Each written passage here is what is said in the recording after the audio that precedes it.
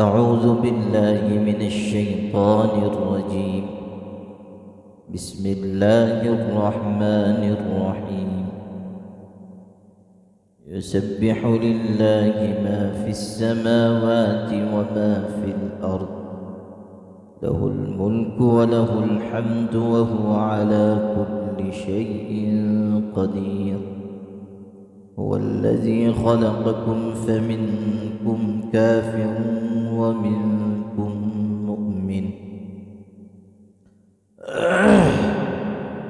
والله بما تعملون بصير. خلق السماوات والأرض بالحق وصوركم فأحسن صوركم وإليه المصير. يعلم ما في السماوات والأرض ويعلم ما تسرون وما تعلنون، والله عليم بذات الصدور. پناہ پکڑتا ہوں میں اللہ کی شیطان مردود سے. اللہ کے نام سے شروع کرتا ہوں جو بےحد مہربان، بار بار رحم کرنے والا ہے.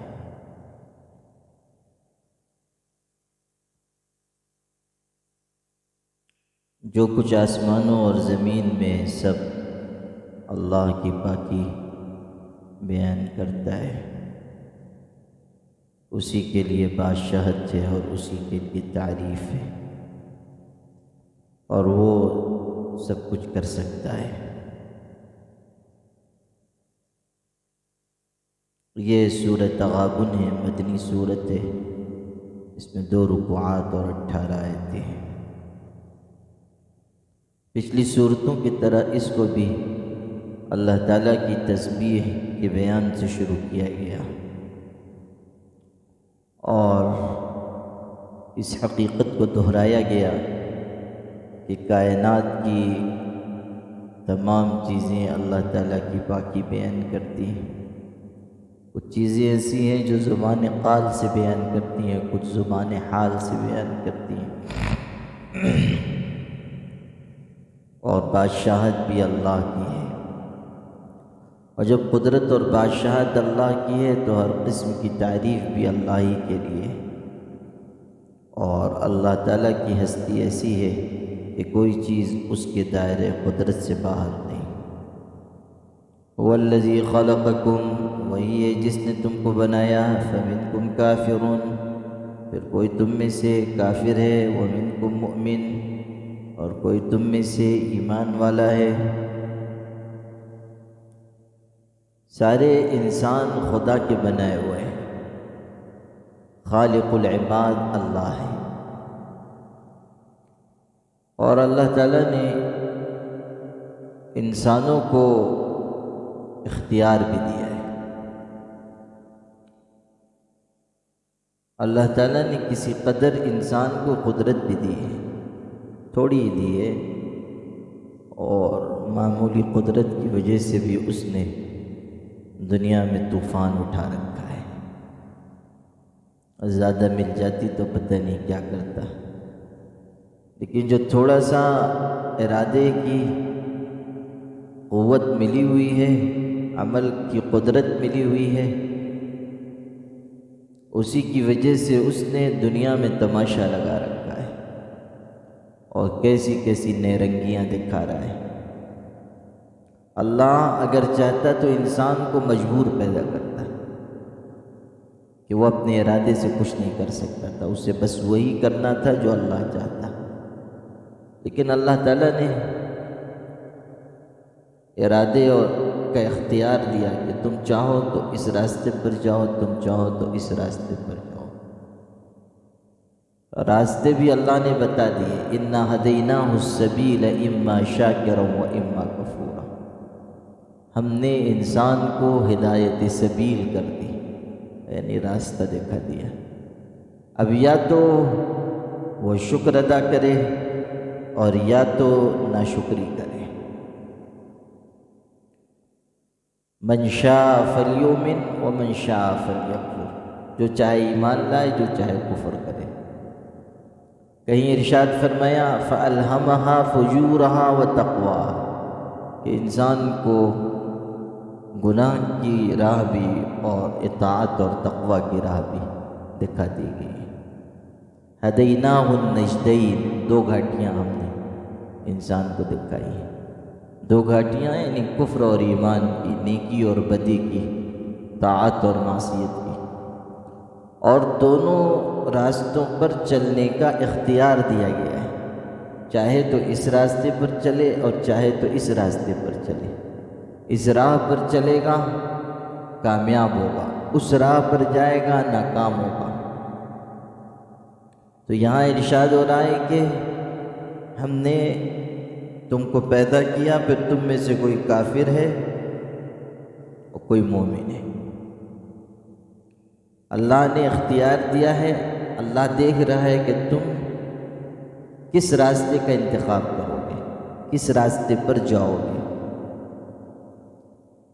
حدیث پاک میں ہے کل مولود یولد علی الفطرہ، ہر پیدا ہونے والا بچہ فطرت اسلام پر پیدا ہوتا ہے۔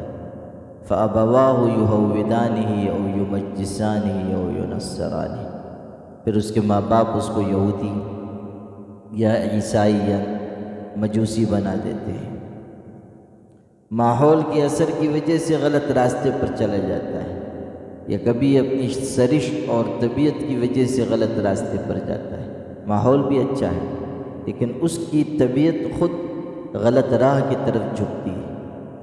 جیسا کہ علماء نے یہ بات لکھی ہے کہ حضرت خضر اور حضرت موسیٰ علیہ السلام کے واقعے میں وہ جو بچے کا قتل ہوا تھا، 15ویں پارے کے بالکل آخر میں ہے نا، حَتَّىٰ إِذَا لَقِيَا غُلَامًا فَقَتَلَهُ، حضرت خضر گزر رہے ہیں، وہ بچہ کھیل کود میں مشغول تھا اور انہوں نے گردن سے پکڑ کے اس کو مار ڈالا۔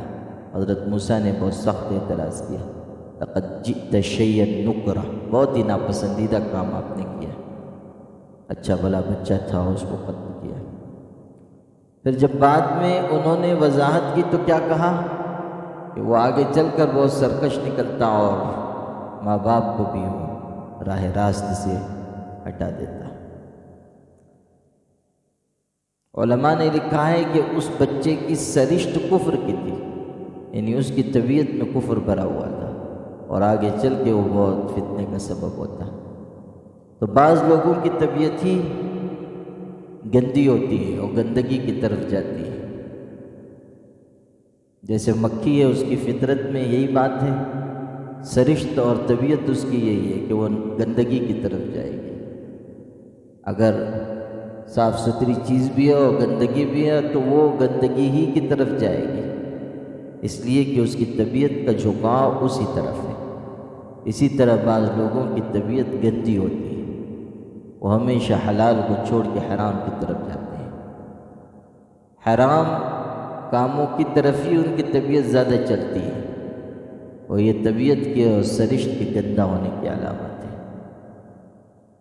تو انسان پیدا ہوا ہے فطرت اسلام پر، لیکن یا تو ماحول کی وجہ سے یا طبیعت کی وجہ سے غلط راستے پہ چلا جاتا ہے۔ اور یہ جو بات ہے کہ خدا نے تقدیر میں لکھ دیا ہے کہ یہ نیک ہوگا یا برا ہوگا، تو یہ سچ ہے کہ اللہ نے تقدیر انسان کی لکھ دی ہے، لیکن انسان کو مجبور نہیں بنایا ہے، ارادے کی قوت دی ہے۔ حضرت علی رضی اللہ تعالیٰ عنہ سے کسی نے پوچھا تھا کہ انسان مختار ہے یا مجبور، اور انہوں نے کہا کہ اپنا ایک پیر اٹھا لو، اس نے اٹھا لیا۔ کہا دوسرا بھی اٹھا لو، اس نے کہا نہیں اٹھا سکتا۔ کہا بس اسی سے سمجھ لو کہ انسان کو اختیار بھی دیا گیا ہے اور کچھ چیزوں میں وہ مجبور ہے۔ اختیار تو ہے لیکن ہر چیز کا اختیار نہیں ہے کہ جو چاہے گا کر گزرے گا، لیکن ارادے کا اختیار دیا گیا ہے۔ اسی لیے علماء یہ بات لکھتے ہیں کہ اللہ خالق افعال ہے اور بندہ کاسب اعمال ہے، کہ اللہ نے اعمال کو پیدا کیا ہے لیکن بندہ ان کو کماتا ہے۔ کاسب کہتے ہیں کمانے والا، کسب کہتے ہیں کمانا۔ یہ جو بری عورتوں کو کسبی کہا جاتا ہے وہ اسی سے ہے کہ وہ حرام ذریعے سے مال کماتی ہیں۔ کسب کہتے ہیں کمانا۔ تو کاسب اعمال ہے بندہ کہ اللہ تعالیٰ نے انسان کو اختیار دیا ہے کہ وہ جس راستے کو چاہے اختیار کر لے، اور اللہ کی تقدیر میں لکھ دیا گیا ہے کون نیک ہوگا کون برا ہوگا، کون بدبخت ہوگا کون نیک بخت ہوگا۔ انسان ابھی ماں کے پیٹ میں ہوتا ہے کہ فرشتہ آتا ہے اور 4 چیزیں لکھ دیتا ہے، یکتب عمرہ و اجلہ و رزقہ و شقی و سعید۔ یہ انسان پیدا ہوگا تو عمر کتنی ہوگی، موت کب آئے گی، رزق کتنا ملے گا، اور یہ نیک بخت ہوگا یا بدبخت ہوگا۔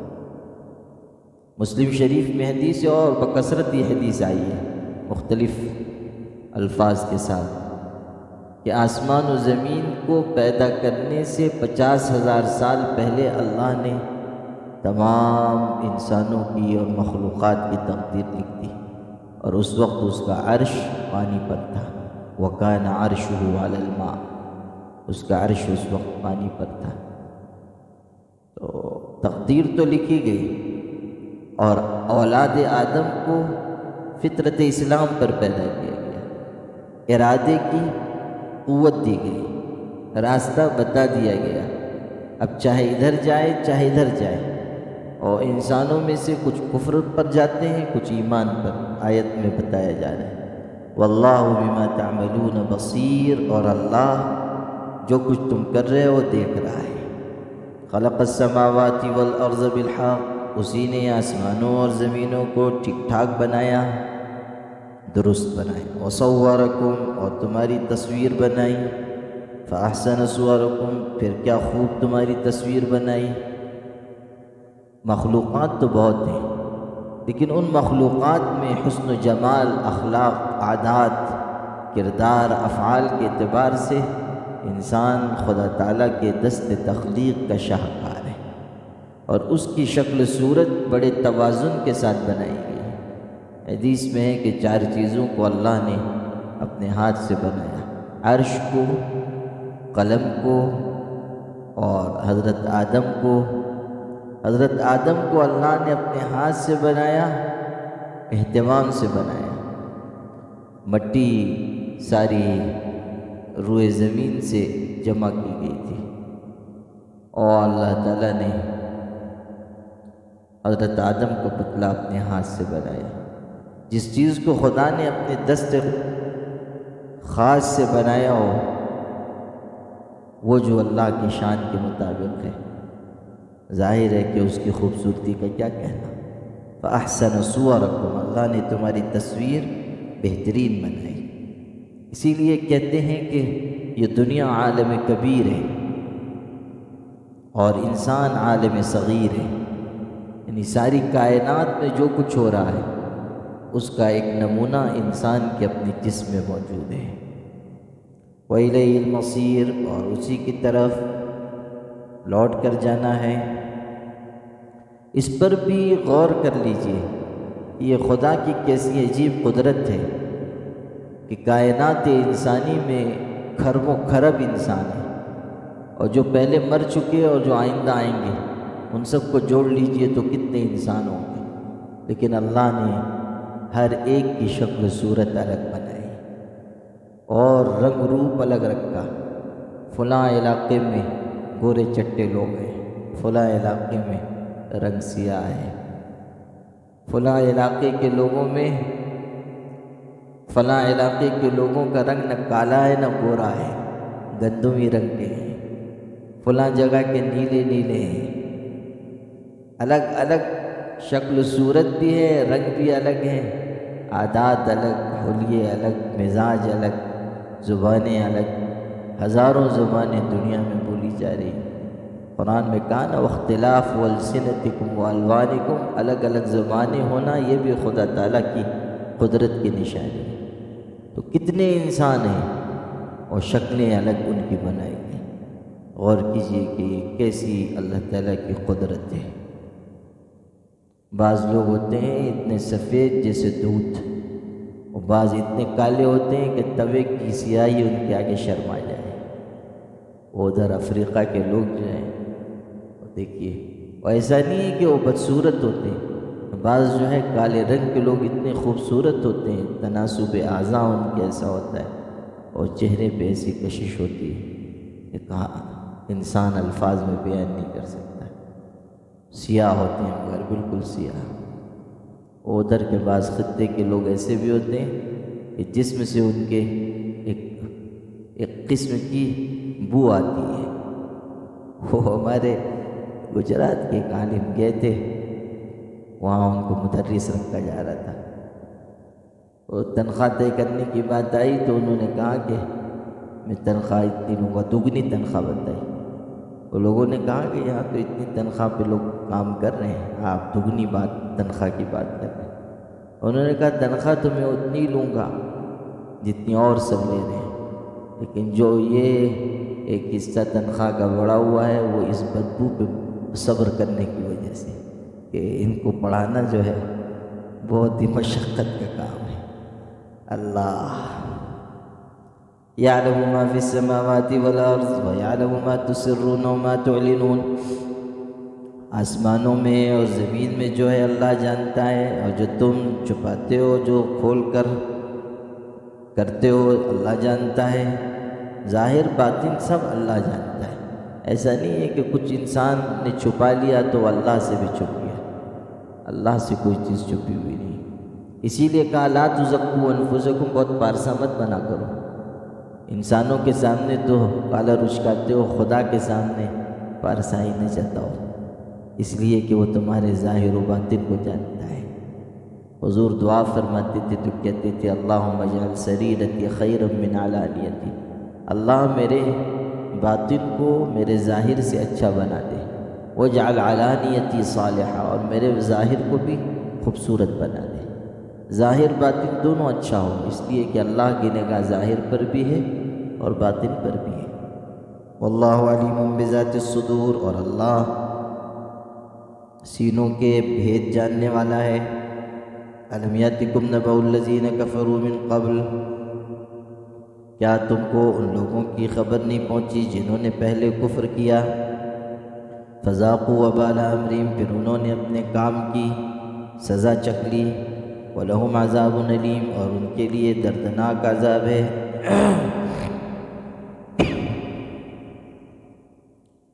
اے مکہ کے لوگوں، اے مشرکوں، کیا تم کو پہلے کے کافروں اور مشرکوں کے حالات کا علم نہیں ہوا؟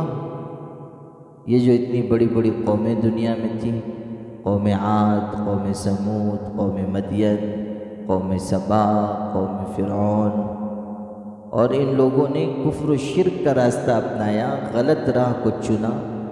وہ جو بات کہی نا کہ ہم نے تم کو پیدا کیا پھر تم میں مومن ہیں کافر ہیں، تو جن لوگوں نے کفر کیا اور سرکشی پر اور معصیت پر جم گئے،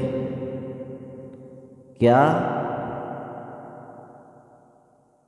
تم تک ان کی خبر نہیں پہنچی کہ غلط راستے پر چلنے کی وجہ سے ان پر عذاب آیا اور انہوں نے اپنے کاموں کا وبال چکھ لیا؟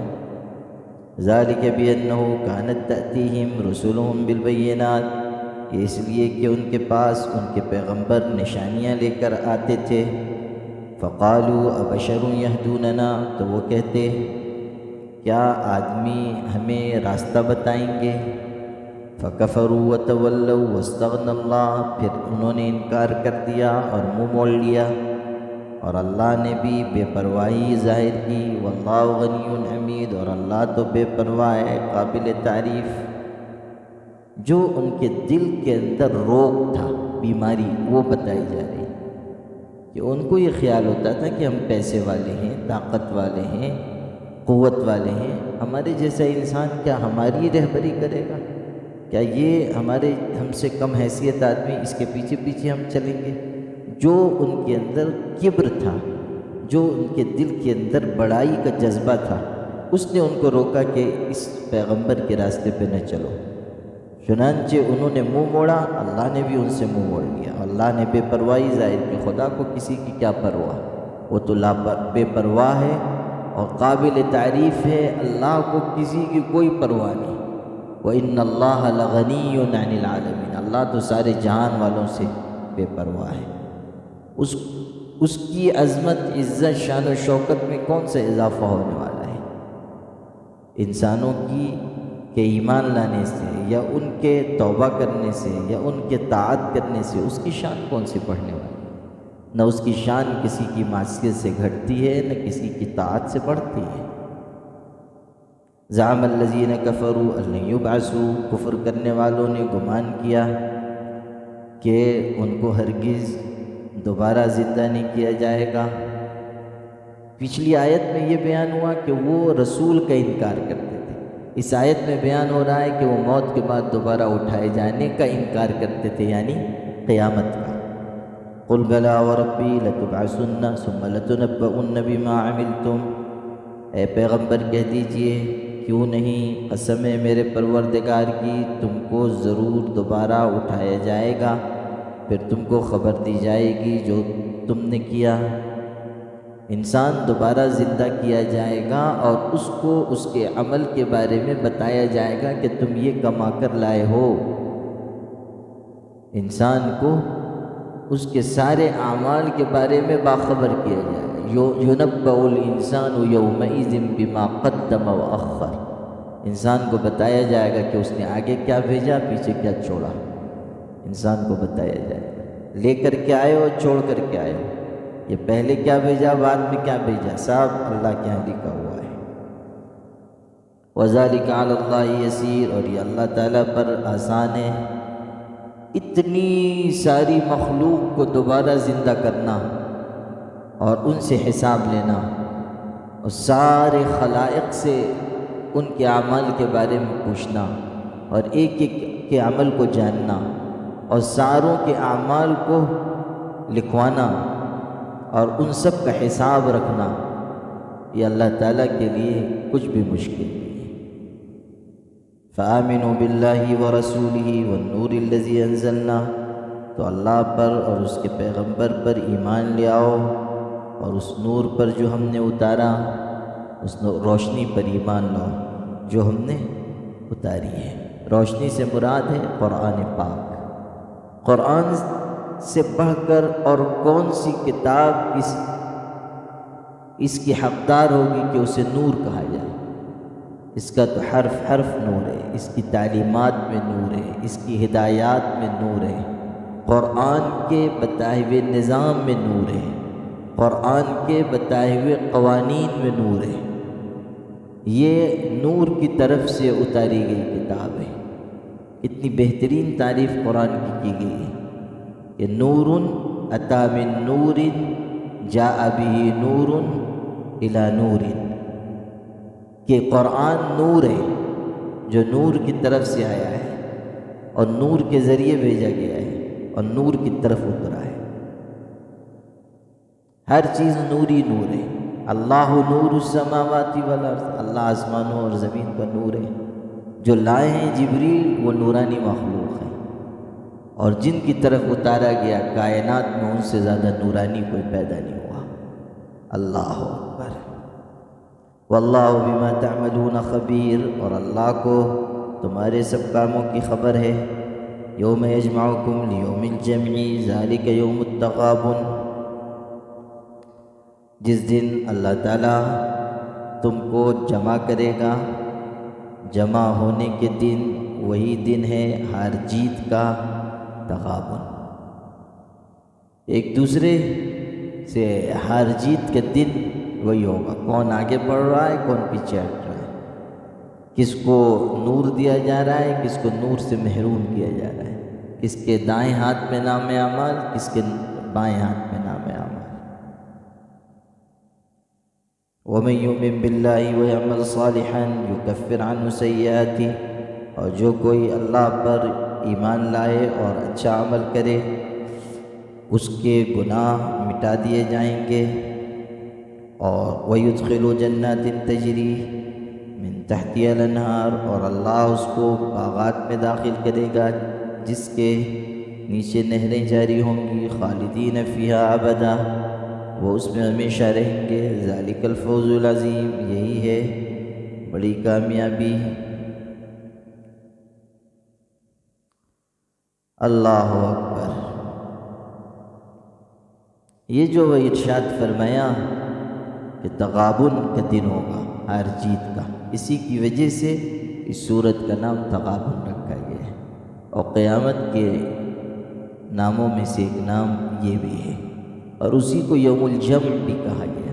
یوم الجمع یعنی جمع ہونے کا دن، اور اسی کو یوم حشر بھی کہا جاتا ہے، یعنی جمع ہونے کا دن۔ یہ سب الگ الگ نام ہیں، اس لیے کہ یہ سب کیفیت اس دن پائی جائے گی، اس لیے الگ الگ صفات سے موسوم کیا گیا۔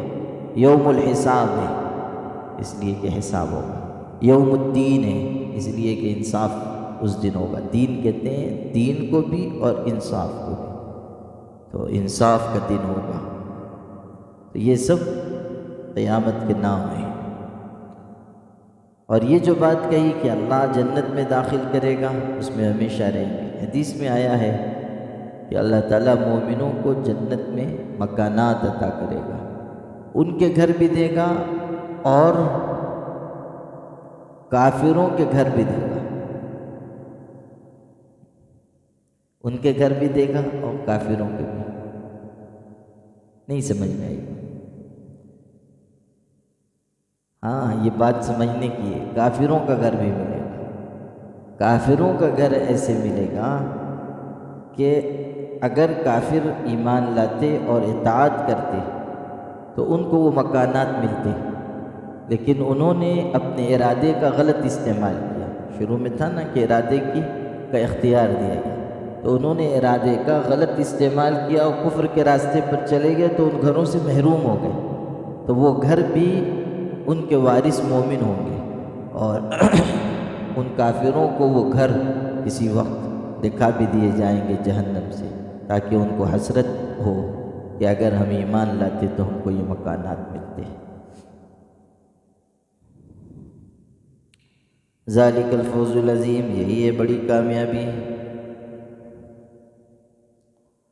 والذین کفروا وکذبوا بآیاتنا اولئک اصحاب النار خالدین فیہا وبئس المصیر، اور جن لوگوں نے کفر کیا اور ہماری آیتوں کو جھٹلایا وہی ہیں جہنم والے، اس میں ہمیشہ رہیں گے، اور وہ برا ٹھکانہ ہے، کفر کرنے والوں کا انجام برا ہے۔ ما اصاب من مصیبت الا باذن اللہ، کوئی تکلیف نہیں پہنچتی ہے مگر اللہ کے حکم سے۔ انسان پر اگر کوئی تکلیف آ رہی ہے تو یہ اللہ تعالیٰ کے حکم سے آ رہی ہے۔ انسان کسی بلا کا شکار ہو رہا ہے تو اللہ تعالیٰ کے حکم سے، کوئی بیماری آ رہی ہے تو اللہ کے حکم سے، بیماری بھی اللہ کی طرف سے اور شفا بھی اللہ کی طرف سے۔ مصیبت آئے تو انسان یہ نہ سمجھے کہ یہ کسی اور کی طرف سے ہے، بلکہ یہ خیال کرے کہ یہ بھی محبوب کی طرف سے ہے، اور یہ احساس رہے کہ ہر چیز دوست می رسد نکوست، کہ دوست کی جانب سے جو چیز بھی پہنچتی ہے وہ ٹھیک ہی ہے۔ اگر اس نے یہ سمجھا کہ کوئی پریشانی ہم پر ڈالی جائے، حالات آ گئے، تنگی آ گئی، بیماری آ گئی، تو شکوہ شکایت نہ کرنا شروع کر دے، بلکہ یہ خیال کرے کہ اس کیفیت اور اس بیماری یا اس تنگی کی وجہ سے اللہ میرے درجے بلند کر رہا ہے، اللہ تعالیٰ حالات میں ڈال کر مجھ کو گناہ سے دور کرنے کی کر رہا ہے، اللہ تعالیٰ میرے گناہ کے مٹانے کا انتظام کر رہا ہے۔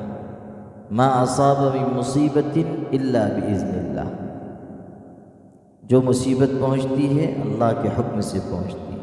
ومن یؤمن باللہ یہد قلبہ، اور اللہ تعالیٰ پر جو ایمان رکھتا ہے اللہ تعالیٰ اس کے دل کو راستہ دکھاتا ہے۔ کتنی خوبصورت بات ہے، جس کا یقین کامل ہوتا ہے جب اس پر مختلف قسم کے حالات آتے ہیں تو اللہ تعالیٰ اس کے دل کو راستہ بتاتا ہے کہ تمہیں اس طرف چلنا چاہیے، اور تمہاری سوچ یہ ہونی چاہیے۔ مان لیجئے کسی انسان پر نعمتیں اتاری گئیں اور وہ یقین رکھنے والا ہے تو اللہ اس کے دل کو شکر کا راستہ بتاتا ہے، اور اگر کوئی تکلیف ڈالی گئی اور اس کے دل میں اللہ سے محبت ہے اور یقین ہے تو اس کو صبر کا اور راضی برضا رہنے کا راستہ بتایا جاتا ہے کہ تم شکوہ نہ کرو بلکہ خدا کی مرضی پہ راضی رہو۔ نشوت نصیب میں دشمن کے ہلاک تہغت، سر دوستاں سلامت کے تو خنجر آزمائی، کہ یہ دشمنوں کا نصیب نہ ہو کہ وہ تمہاری تلوار سے ہلاک ہو، دوستوں کا سر سلامت رہے کہ آپ اس پر خنجر چلائیں۔ نشوت نصیب دشمناں کہ ہلاک تہغت، سر دوستاں سلامت کے تو خنجر آزمائی۔ نہیں سمجھے؟ میاں مزمل مطلب یہ ہے کہ دشمنوں کو یہ سعادت کیوں ملے کہ وہ آپ کے ہاتھ سے مارے جائیں؟ آپ ہمارے محبوب ہیں، جب آپ کو خنجر چلانا ہوگا تو ہم حاضر ہیں۔ سر دوستاں سلامت کہ تو خنجر آزمائی، وہ عارفوں کا شعر ہے۔ ہاں تو جو مصیبت آتی ہے وہ اللہ کی طرف سے ہے، اور اللہ ایمان والوں کو راستہ دکھاتا ہے۔ اللہ اللہ۔ مسند احمد میں ہے، ایک شخص نے رسول اکرم صلی اللہ علیہ وسلم کی خدمت میں آ کر یہ پوچھا کہ اللہ کے رسول سب سے افضل عمل کون سا ہے؟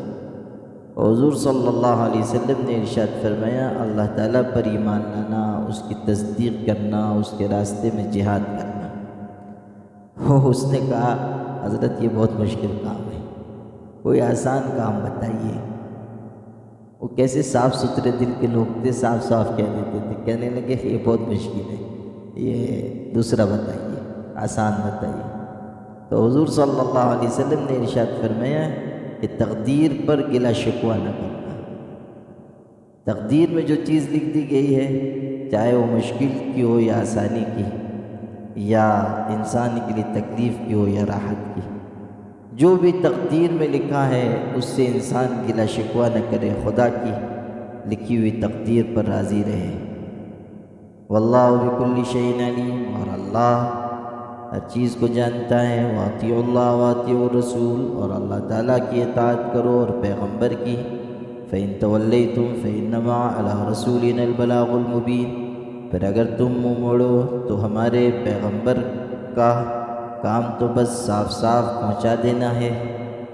اللہ لا الہ الا ہو، اللہ ہے، اس کے سوا کوئی معبود نہیں۔ وعلی اللہ فلیتوکل المؤمنون، اور اللہ ہی پر ایمان والوں کو بھروسہ کرنا چاہیے۔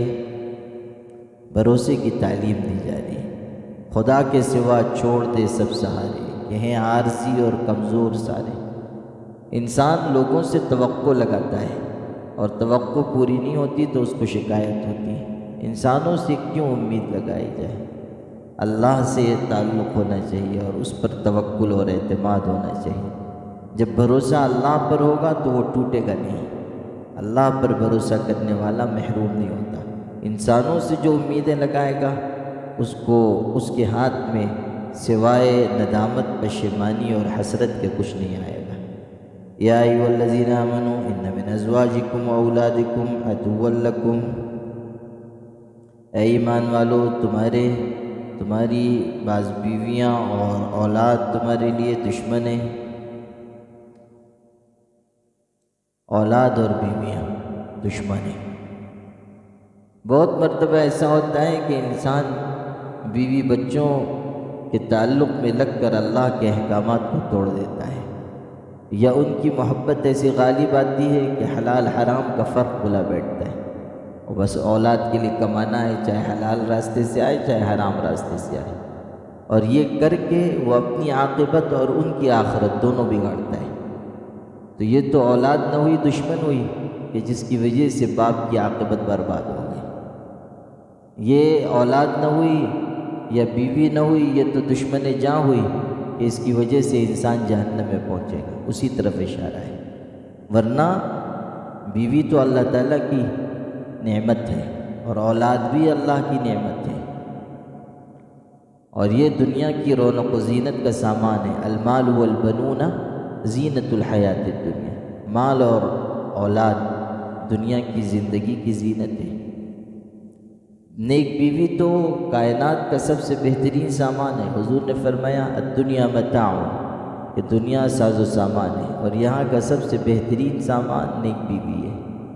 قرآن کی آیت اتری تھی والذین یکنزون الذهب والفضہ، کہ وہ لوگ سونا چاندی جمع کرتے ہیں، اللہ کے راستے میں خرچ نہیں کرتے ہیں، اور ان کے لیے دردناک عذاب کی خوشخبری۔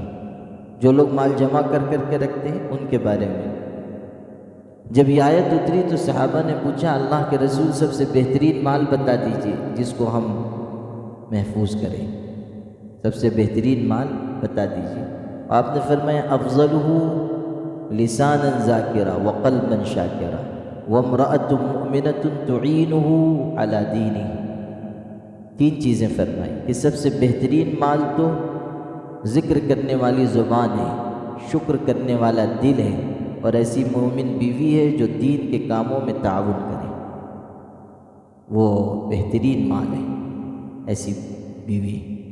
ایک حدیث میں یہ بات ہے کہ تین چیزیں سعادت ہیں، نیک بیوی، اچھی سواری، اچھا پڑوسی، اور تین چیزیں بدبختی کی نشانی ہیں، بری بیوی، بری سواری، برا پڑوسی۔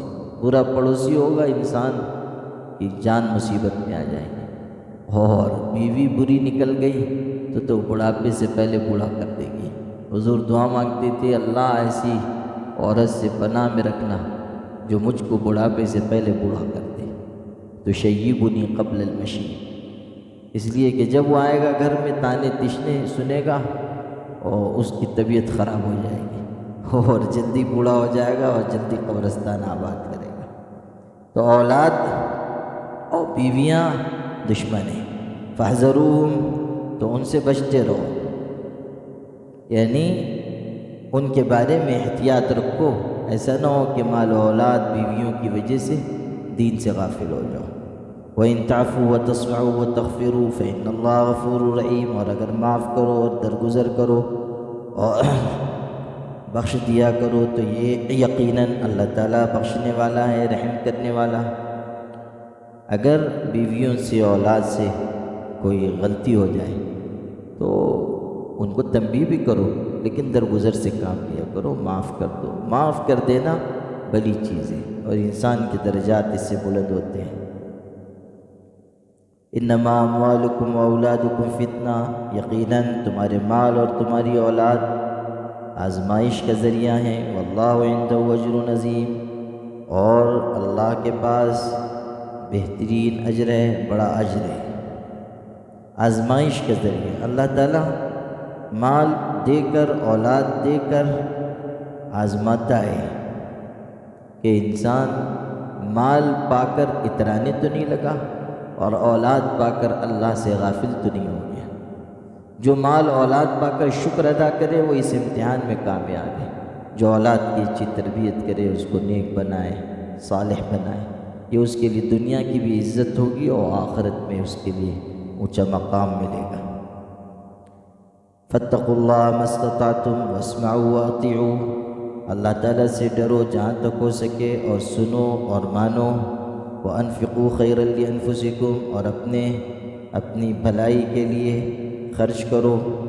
یہاں اشارہ ہو گیا کہ خرچ کرنے سے تمہارے ہی فائدہ ہوگا، اللہ کو تمہارے مال کی کوئی ضرورت نہیں ہے، اس کے تو خزانے لبریز ہیں، لیکن وہ چاہتا ہے کہ تم خرچ کرو تاکہ تمہارا بھلا ہو، تم کو فائدہ ملے۔ خرچ کرنے کے بڑے فوائد ہیں، اس سے پہلے میں نے اسی موقع پر تفصیل سے عرض کیا ہے۔ وَمَن يُوقَ شُحَّ نَفْسِهِ فَأُولَٰئِكَ هُمُ الْمُفْلِحُونَ، اور جو کوئی اپنے جی کے بخل سے بچا لیا گیا وہی کامیاب ہے۔ ان تقرضوا اللہ قرضا حسنا، اگر تم اللہ کو بہترین طرح قرض دو، یضاعف لکم، تو اللہ تم کو بڑھا چڑھا کر دے گا، ویغفر لکم، اور تم کو معاف کر دے گا، واللہ شکور علیم، اور اللہ قدردان ہے، برداشت والا۔ قرض دو یعنی اللہ کے راستے میں خرچ کرو۔ قرض اس لیے کہا کہ جس طرح قرض واپس آتا ہے، خرچ کیا ہوا مال بھی واپس آئے گا، اور اللہ خرچ کیے ہوئے مال کو بڑھا چڑھا کر واپس کرے گا، یضاعف لکم۔ قرآن کی آیتوں کے ذریعے پتہ چلتا ہے کہ خرچ کرنے پر دو چیزیں ہیں، ایک بدل ہے جو دنیا میں ملے گا اور ایک بدلہ ہے جو آخرت میں ملے گا۔ بدل یعنی عوض، کہ جو خرچ کر رہے ہو اللہ کہیں سے تم کو دے دے گا۔ حضور نے فرمایا کہ صدقہ مال کو کم نہیں کرتا، صدقہ مال کو کم نہیں کرتا۔ عالم الغیب والشہادۃ العزیز الحکیم، اللہ پوشیدہ اور ظاہر چیزوں کو جاننے والا ہے، زبردست ہے، حکمت والا۔ یعنی اگر تم کچھ خرچ کر رہے ہو تو جو تم خرچ کر رہے ہو اللہ وہ بھی دیکھ رہا ہے، یہ تو کھلی ہوئی چیز ہے، لیکن خرچ کرنے کے پیچھے جو نیت ہے وہ دل میں ہے، چھپی ہوئی ہے، اللہ اس نیت کو بھی جانتا ہے۔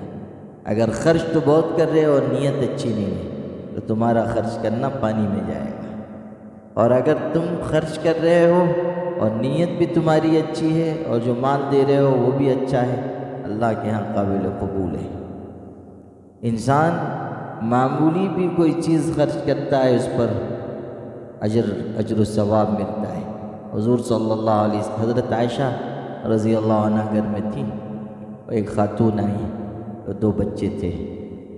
حضرت عائشہ کے ہاں کچھ زیادہ چیز تھی نہیں، وہاں تو فقر و فاقہ ہوتا تھا۔ 3 کھجوریں رکھی تھیں، وہی انہوں نے اٹھا کر اس مسکین عورت کو دے دی، اور اس نے ایک ایک کھجور اپنی بیٹیوں کو دی، دونوں بیٹیاں تھیں، اور ایک کھجور چاہا کہ خود کھا لے، وہ بھی بھوکی رہی ہوگی، اس نے چاہا کہ خود کھا لے، اور ایک ایک کھجور بچیوں کو دے دی۔ لیکن وہ بچیاں بھوکی تھیں، وہ جلدی سے کھجور کھا کے انہوں نے ماں کی کھجور بھی مانگی۔ تو ماں کا دل تو ماں کا ہوتا ہے، اس نے خاتون نے 2 ٹکڑے کر دیے کھجور کے، آدھی آدھی، اور دونوں اپنی بچیوں کو دے دی اور بچیوں کو کھجور کھلا دی، وہ بڑھ گئی۔ حضور صلی اللہ علیہ وسلم تشریف لائے، حضرت عائشہ نے کہا اللہ کے رسول آج ایسا ایسا واقعہ پیش آیا اور مجھ کو اس خاتون کی رحم دلی دیکھ کر ترس آیا، اور حضرت نے فرمایا خوش ہو جا، اللہ نے اسی کھجور کی وجہ سے اس کو جہنم سے آزاد کر دیا۔ اور بھلا بتائیے، ایک کھجور وہ بھی اپنی اولاد کو کھلائی رحم کھا کر، اور خدا نے اسی پہ بخش دیا۔ اللہ زبردست ہے، حکمت والا، کھلی چھپی چیزوں کو جاننے والا۔ بارک اللہ لی ولکم فی القرآن العظیم ونفعنی وإیاکم بالآیات والذکر الحکیم، انہ تعالی جواد کریم ملک بر رؤوف رحیم۔